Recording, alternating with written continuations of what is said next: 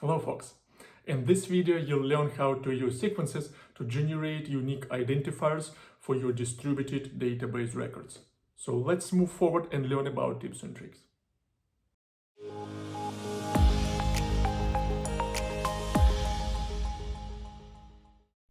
Alright folks, a few words about my testing environment. I have a 3-node YugabyteDB cluster running across 3 cloud regions. One of the nodes is in the US Central, the next one is in the US West, and the last one is in the US East. So my test looks as follows. I have a simple entity class called pizza order. It comes with 3 columns: order ID, order status, and order time. The order ID is generated automatically, and we are going to use the database sequence that is named as pizza ID sequence. So the test also looks straightforward. First, we are going to, every time we run this test suite, we will truncate the existing pizza order table. We just want to have it empty. And also we will restart the sequence with 1 every time we start this test. And as for the test, what it does, it inserts 102 pizza orders sequentially. This is how we generate a new order. All we need to do is just to set the status to ordered, and then we persist and flush it to the database. And in the end, the test prints the latency time for every insert. So let's run the first test. I'm connected to my YugabyteDB cluster. We can validate that we are connected to that multi-region cluster. For that, we can use this function. 3 nodes in Google Cloud Platform, US West, East, and Central. So my table, pizza order table, is already created. Let's check it. Yep, it has also 3 columns: ID, status, and order time.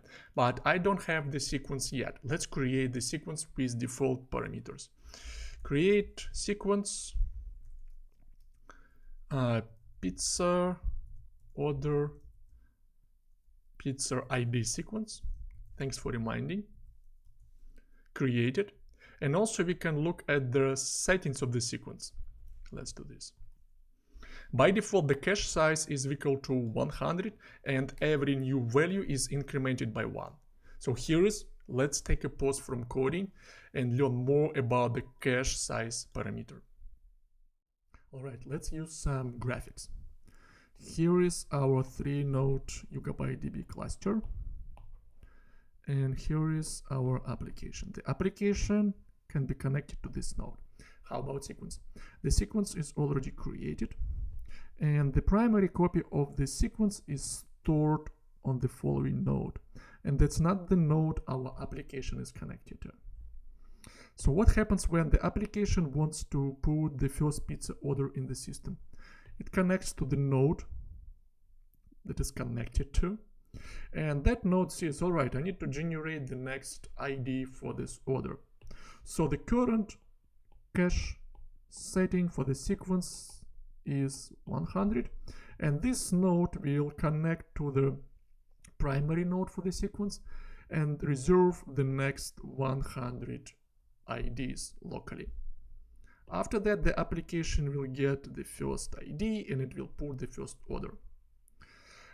Then the application will place the second, third, and up to 100 pizza orders in the system, and all of those IDs for those orders will be served locally from the node the application is connected to.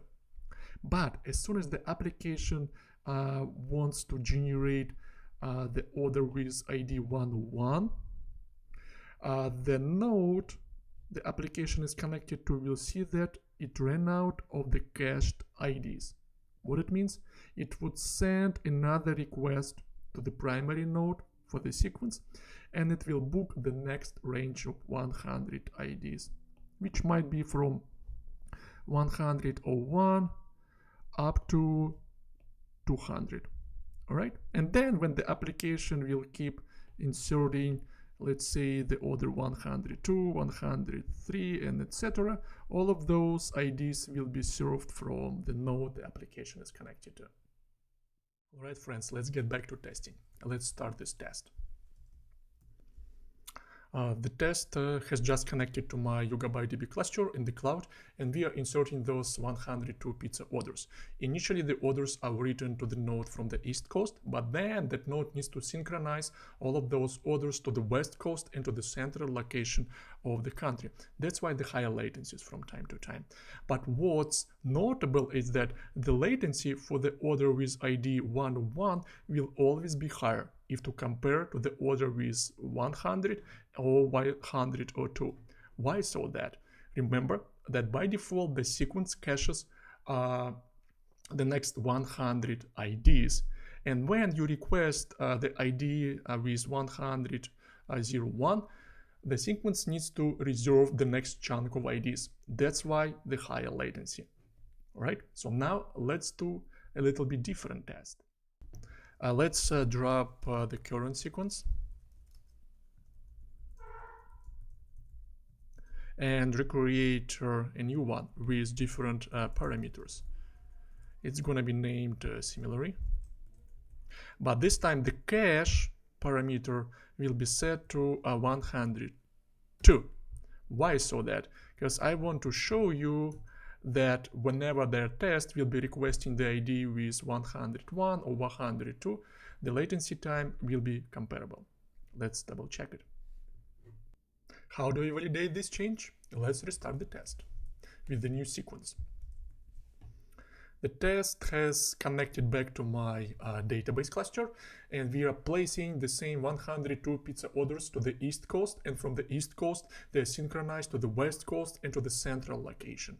The test is over, and right now let's compare the latency. This time the latency for the order with ID 101 is equal to 98 milliseconds, which is comparable to the latency for the order with ID 100 and 102, right? The latencies are comparable, below 100 milliseconds. And what has changed? We increased the cache parameter for our sequence. So right now the node that generates IDs for our application caches 102 IDs for our needs. All right, and let's do another test. What we'll do in our final test, we will experiment with the increment by parameter. Let's drop the sequence once again.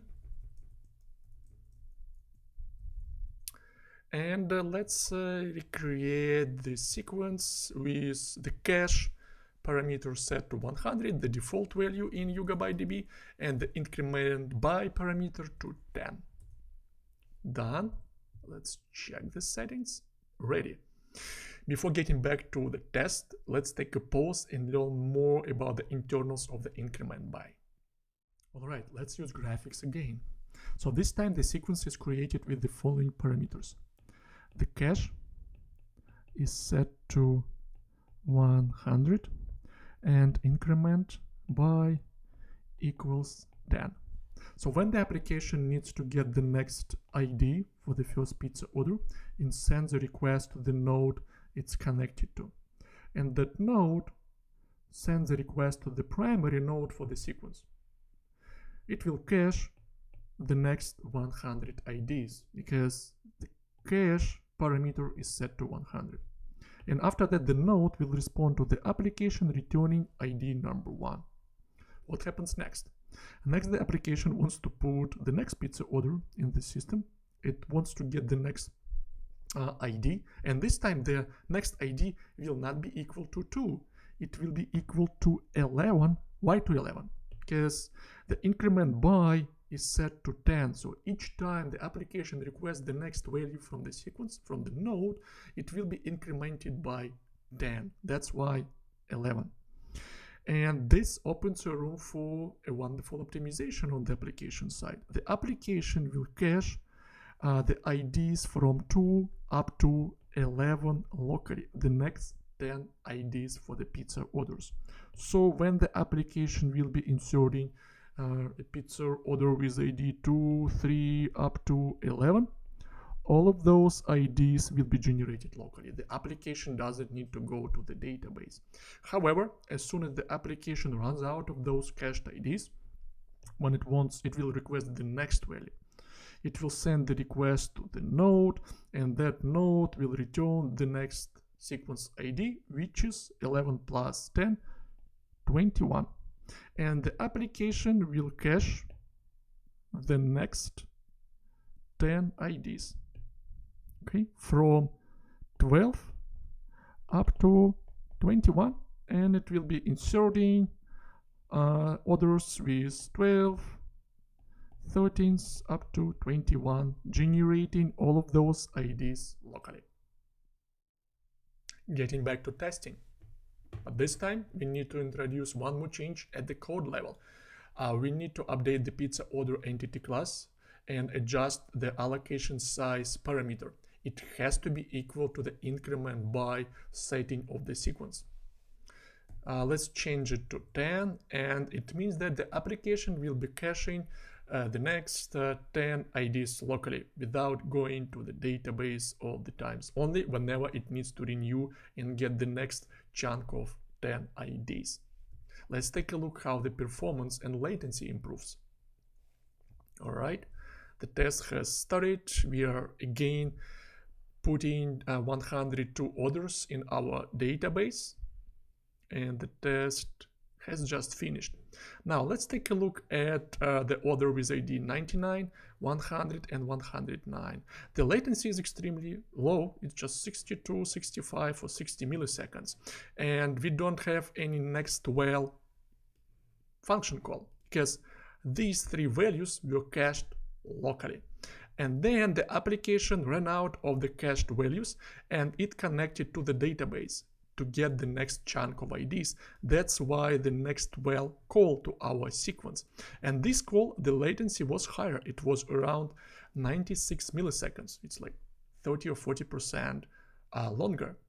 But anyway, you can see that with the increment by parameter, you can fine-tune your application. So take advantage of the sequences in YugabyteDB and make sure to improve the performance by changing the values of the cache and increment by settings. You see, my friend, same as with PostgreSQL, you can easily take advantage of sequences in a distributed YugabyteDB cluster. So what are the next steps for you? Try to experiment with sequences in your distributed YugabyteDB deployment. And also, if you find this content useful, don't forget to like it and subscribe to our channel to get notified about future videos. Stay tuned and have fun learning distributed SQL.